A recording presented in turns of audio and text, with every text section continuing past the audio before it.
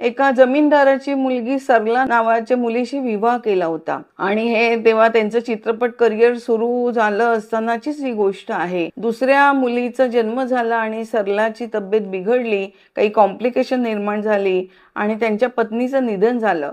तर बरसात की रात मध्ये एक सहकलाकार होती रत्ना चटर्जी म्हणून. हा चित्रपट त्याची निर्मिती करत असताना मानसिकरित्या तसे दोघं जवळ आले होते, एकमेकांना दोघंही आवडू लागले होते.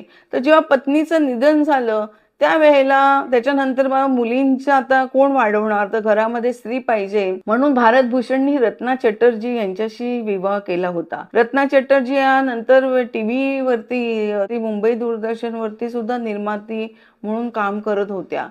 तर त्यांच्याशी लग्न केलं. मात्र असं होतं ना की त्याच्यामुळे त्यांचं जे काही नशिबाचे फासे जे उलटे पडत चालले होते ना, ते आणखीनच पडत गेले. म्हणजे मग त्यांना पूर्ण काम मिळणं बंद झालं.